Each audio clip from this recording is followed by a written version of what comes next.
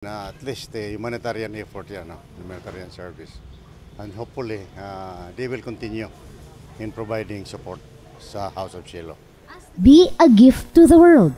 Kini ang nimong tema ning tuiga sa Rotary Club of the Diangas, usa ka non-government organization nga gilangkuban sa pipila ka individual nga nagtumong sa pagtabang sa mga yanong katawhan nga nanginahanglan. Kaganina, tulo nila ka mga proyekto ang ilang gibisita aron makita kung duna ba'y progreso. Una gani niini, ang House of Shiloh. Usa kini ka panimalay sa mga batang giabandona o walay mga ginikanan nga nag-amuma. Kahayag ang nakitaan sa mga bata human makadawat og hinabang. Dapat magtulungan lang. Magtulungan ang government, NGO, community, especially in the conduct of projects.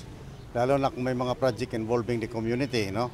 Sunod diini ang Purok Tribal sa Barangay Bawing ning Dakbayan kung diin bisan supply sa tubig naglisod pa sila nakipausab ang kakulang sa kasilyas ug tungod sa maong organisasyon gikalipay gayod og dako sa katawhan tungod wala pa man maabti og usa ka bulan natuman na ang ilang ginahandom diin sa karon duna na sila limbyong kasilyas abunda na usab sila sa supply sa tubig. Kay sa gikan sa una nga panahon isa gyapon ko nga ginapasalamat pud sa inyo kining tubig. Kay ang kuan gyud namo diya sa kining water system namo pila na nakatuig. Mga 20 years siguro wala gyapon mo dagan namong tubig kay mao ning problema namo nga dako karon diri sa among tribal. Dako kay di katama sa ilaha. Kabalot nga lack sila og finances. And then sa pipila ka tuig nga wala po sila ingana nga mga ano ba. Ang gobyerno natin ngayon is nakikipagtulungan at naghanap talaga ng paraan para matulungan sila in any way we can, no?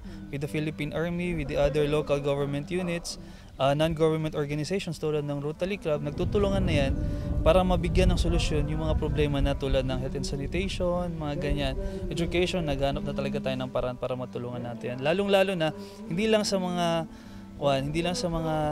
lahat na ng mga membro ng community, no, tulad ng mga kapatid nating lumad, tinutulungan na natin sila. Pangandoy nga nahatagan og katumanan usab alang sa katawhan sa Purok Bagong Silang Barangay Bawing ning Dakbayan ang pagkamugna sa 110 katikang nga hagdanan padulong sa ilang tulonghaan. Ayan ma'am, unsay feeling nga magsaka panawag ta sa ing ani klase nga hagdanan unsa ba kalisod? Sa pagkakaroon sa akong na-experience, medyo maayo ra gyud kaayo, layo ra gyud sa wala pag gyud ng butang. Kaya nalipay kong maayo sa assistant governor nga na project ni sa Rotary Club of the Diangas. Kay dako ka ilang tabang sa mga lumulupyo diri, dagawa sa mga ginikanan, labi na gyud sa mga bata nga adlaw-adlaw nagreport sa ilang eskwelahan. Grabe taas kayo. Singot kayo. Singot kayo. Kaya? Oo, kaya. Di pa may kay ang mga tao dire na maglisod ang mga bata. Importante mo na eskwela kung diri sa mga eskwela walay improvement sa walay kuan asenso kung walay eskwela. So importante maka-eskwela. So importante kayo ning stairway to greatness. Mo na siya. Ayan mga kabrigada, makit-an gayud nato kung unsa kahabog kining bukira nga ginasaka sa mga kabatanunan. Gani kaniadto kadtong wala pa kini semento. Daghang mga kabataan ang nangahulog sa ilawom kung diin ginapulot pa gayud sa ilang inahan. Apan sa karon, malipayon na ang mga bata bisan ng ilang mga inahan tungod dili na sila maglisod ilabi na sa panahon sa ting-uwan. Ay, wala kapoy ma'am. Ha? Wala kapoy. Naka Kaya nabuhat yung dalan. Oo, tapos di na Maglisod. Ug agi. Ayan.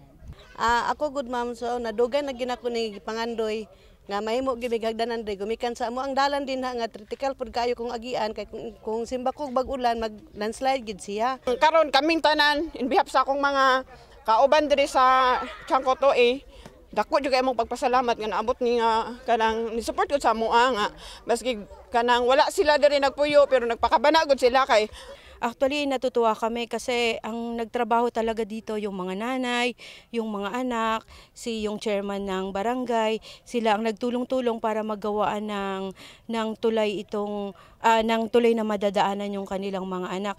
It's a group effort between the Rotary Club of the Diangas and the people in the community. Dapat siguro talagang pangalagaan nila to kasi wala naman silang ibang madadaanan kung hindi ito lang. So biruin natin, maswerte tayo kasi tayo maganda yung dinadaanan natin sa Jensan. Ang mga bata dito nagsisikap na may madaanan para lang makarating sa eskwelahan. So we are more than blessed. Sila nagtitiis para makarating sa eskwelahan. So alam ko na nagsabi nga din yung chairman na talagang pangangalagaan nila tong daan na to. Or siguro sa ibang panahon, pagsisikapan nila na lalo pang maayos itong daanan na to. Bisan pa man nga parayn pang ginakonstruct ang maong hagdanan apan sa karon mga kabrigada, malipay na ang mga katawhan, ilabi na sa mga ginikanan tungod mahilayo na sa disgrasya ang ilang mga kabataan. Gikan diri sa Barangay Bawing, kauban si Gary Balantay, Faith Dandoy, Brigada News. Sakatay.